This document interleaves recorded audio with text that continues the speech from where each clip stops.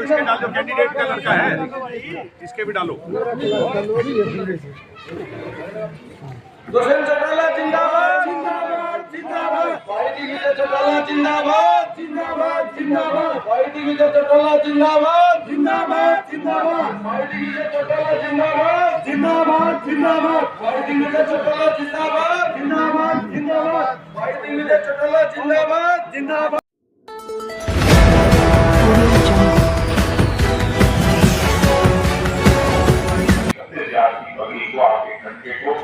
चौधरी देवीलाल का परिवार और बीजेपी पार्टी नीचा नहीं होने देगी।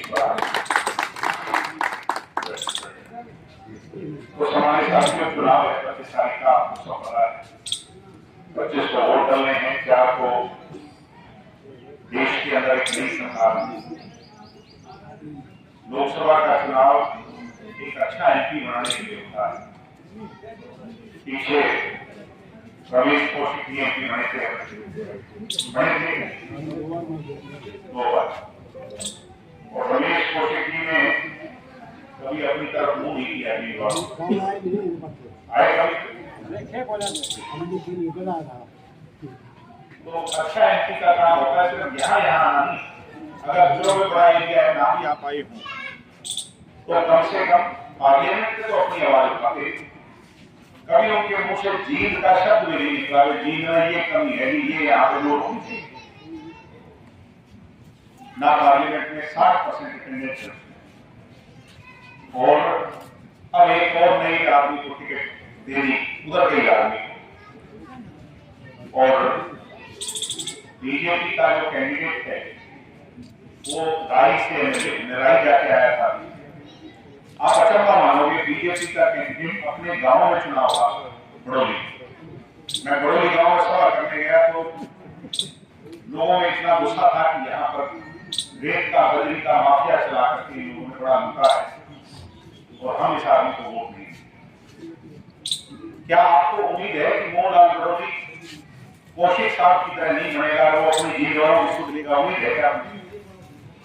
ये 2 बारी नहीं दी, सीजन का एक नाम बदल करके वो कोटा बदल दिया, बात तो हुई। और दूसरी तरफ कांग्रेस पार्टी के लोग अपन तो ये तो किसानों का नाम है। पिछली बार मुझे बड़ी हैरानी होती है, हम वहां, क्योंकि मैं तो पिछली बार को चुनाव लड़ रहा था आपके बीच में, तो ये कहते थे ये 2 नेता है यहाँ, तो ये इसकी लड़ाई जो है कौशिक चीज के साथ है, मुझे तो बच्चा है, इसको आगे देख लेंगे। अभी नहीं, मेरे को जीत में विधानसभा का जब मैंने चुनाव लड़ा तो 38,000 वोट आई, और मेरी इसमें लोकसभा में आई, इस बार आई 5,000 तो कम वोट आई। मतलब कहने का क्यों कम आई? क्योंकि बड़ा नेता हुड्डा को माना किसान, 2 बार का सीएम बड़ा नेता है, इसको जिताओ। तब कांग्रेस वाले आपको क्या कहते थे? ये कहते थे भाई ब्राह्मण की वोट ना दे दियो। कहते थे कि नहीं कहते? ढीले ढीले क्यों बोलो भाई? नया करते कि नहीं नया करते? और अब क्या कह रहे हैं? अब किसकी मांगे हैं? जाट की ना दियो, अब जाट की ना दे दियो, किसान की ना दे दियो। बड़ा अचंभा होता है। तो आप लोगों को सोचना, हुड्डा के राज में रोहतक से चला करते 4 लेन की बढ़िया सड़कें थी, अपना इलाका माजरा पार करते बुरा हाल हो जाएगा। 10 साल हमारे छोटे नौकरी लगे तो काम होया हो बता। हुड्डा के राज में जितना ये इलाका पिछड़ा है, और ये हुड्डा जी को इसको माना जाता है ये मेरा है ही नहीं। आज अपना हुड्डा कैसे हो सकता है? हम वोट तो दे देंगे, फिर वो उसी इलाके में चली जाए। चौधरी देवीलाल का खानदान का वास्ता रिश्ता जींद से जो है वो हमारा सिरसा से भी ज्यादा जींद से रिश्ता है। हमारे साथी आदरणीय बुजुर्गों कई बार आरोप लगा देते 2019 में, आप जो बात कह रहे थे उस बात को पूरी करना है। मंदिर में खड़े हैं, मैं झूठ बोलूंगा तो मैंने भी उसको हिसाब देना है। ये भूपेंद्र हुड्डा को मैंने 3 बार फोन मारे।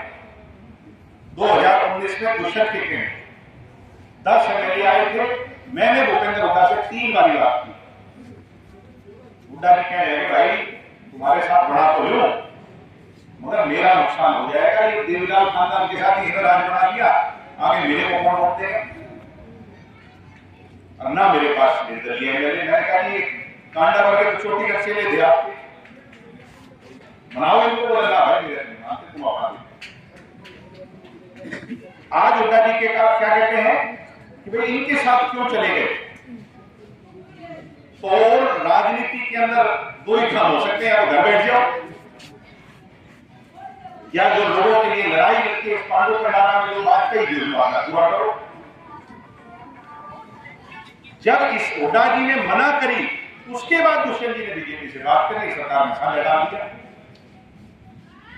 वो सारे काम करे जो लोग यहाँ कहे थे। 75% आरक्षण लागू किया, महिला का 50% आरक्षण लागू किया, बैकवर्ड को आरक्षण दिया, हर वो काम किया। 5100 पेंशन नहीं कर पाए। कई बार हुड्डा जी हमारे से मुकाबला करते हैं, बोला ये 5100 पेंशन नहीं कर पाए। मुझे खुशी होती है इस बात की कि हुड्डा जी की 60 सीट की बदनलाल के नाम पे आई हुई, हुड्डा के नाम पे तो नहीं थी। फिर 40 सीट आई। 10 साल राज करके बाबू बेटा 10 साल में 700 रुपए पेंशन बढ़ी इसे। दुष्यंत चौटाला ने 4 साल राज किया, कितनी पेंशन बढ़ाई आपकी? 1000 रुपए बढ़ाई कि नहीं बढ़ाई? और फिर भी 60 सीट वाले का 10 सीट से मुकाबला, इससे बड़ी हमारी जीत क्या हो सकती है? वो अपनी 60 सीट, अगर हमारे पास 60 सीट होता जी 5100 नहीं दुष्यंत 6100 करके जाता इन बुजुर्गों को। तो ये अब की बात अब ले लो, आप पुरानी छोड़ दो। पुरानी में चलो कोई हमारी भी कमी रही होगी, हुड्डा की भी रही होगी। अब तराजू करो। हुड्डा कहने लगे 3 सीट मैंने इसकी निर्दलीय की ले ली, निर्दलीय मेरे साथ आगे कि नहीं कांग्रेस वाले, इस वाले जो बीजेपी वाले। तो अब कहने लगे तुम 10 अपने ले आओ। तो हुड्डा जी को ये गलत रहनी थी, दुष्यंत लिखेगा नहीं, जो कोई ऊपर के दबाव में होगा इनकी बीजेपी वाले। दुष्यंत जी से हमने कहा लिखो, इसमें दुष्यंत जी ने मिनट लगाई, अगले दिन लेटर जारी करके गवर्नर को भेज दिया। फिर हुड्डा जी नया बहाना तो दिया, बोला परेड कराओ। एमएलए की परेड कोई यहाँ सड़क चौपाल पे थोड़ी होती है, कहां मिलती होगी एमएलए? विधानसभा में होगी कि नहीं होगी? तो विधानसभा का सत्र बुलाओ, वो कौन बुलाएगा? लीडर ऑपोजिशन जाके गवर्नर से मुलाकात करे, गवर्नर टाइम देगा। वहां अगर वहां हमारे 10 में कम पड़ेंगे तो हम जिम्मेवार है हरियाणा के। वो तो दुष्यंत के पास विप की ताकत है, चाहे कोई कहीं का बोलता हो, वो दुष्यंत के साथ उसको खड़ा होना पड़ेगा, नहीं तो उसकी सदस्यता चली जाएगी। तो आज हुड्डा जी के पास 45 विधायक का समर्थन है, तो हुड्डा जी इसकी सरकार क्यों नहीं तोड़ते? अगर बीजेपी इतनी माड़ी है। कल फिर बात बदल, कहने लगे राष्ट्रपति शासन लगाओ, मैं तो इनके साथ सरकार नहीं बनाता। 3 महीने यानी हर चीज के दोषी तो दुष्यंत और जेजेपी आए। चौधरी देवीलाल की पार्टी, इसका कार्यकर्ता घर बैठ जाए तो और तेरा छोरा सारी उम्र राज करो। यही बात है कि नहीं है? ढीले ढीले क्यों बोलो, बताओ, यही बात है कि नहीं है? यही बात है। सारी उम्र दीन का राज, इसका रोक का राज है, और ये घर बैठियो और तू ठाट से राज कर। हुड्डा जी कोई पूछ लेगा तेरे से बात हुई थी, हुड्डा जी बोला वो बच्चा है कुछ भी कह देगा। मैं और मेरा भाई दोनों हम बच्चे ही थे, आपके बीच में थे खड़े, आपने हाथ पकड़ के आगे बढ़ा दिया। ये मेरा पिताजी और मेरे दादाजी तो 10-10 साल की जेल काट रहे थे। घर में या तो हमारी माँ थी या हमारी दादी थी और हम 2 बच्चे थे। आपने आगे बढ़ा दिया, हमने 10 सीटें, तो बच्चे ही बात करेंगे, तेरे से वो कौन करेगा? और किसी बात का जवाब नहीं। जिनकी लोगों से मैं कहूंगा हाथ जोड़ के अपील करूंगा, इनके बहकावे में मत आओ। आज फिर जाति पाति के, पिछली बार ब्राह्मण को ना दियो, इस बार जाट को ना दियो, कल को किसी और को ना दियो, वोट ठग के आपके तो जाते रहेंगे, फिर हमें नहीं। दुष्यंत जैसा भी है आज विरोध हो जाता है, काले झंडे दिखा देते हैं। दीपेंद्र हुड्डा की गाड़ी में हरियाणा में रोड शो निकाला था जयंत चौधरी।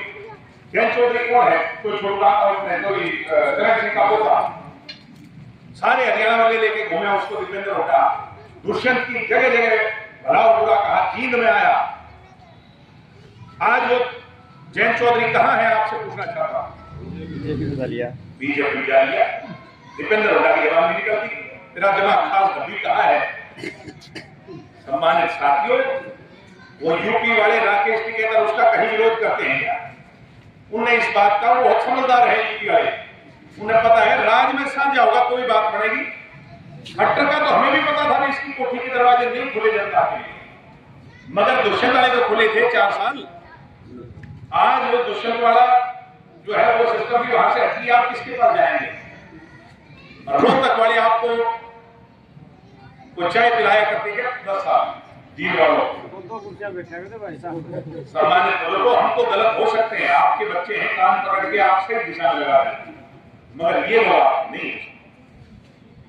चौधरी देवीलाल का परिवार जैसा भी होगा, जींद में जींद के लोगों के बीच में होगा, संघर्ष करेगा तो भी यहाँ पर करेगा और आप लोगों के साथ ही हमें आगे बढ़ना। मैंने तो पहला चुनाव लड़ा, आपने मेरे को कल पे बैठा है।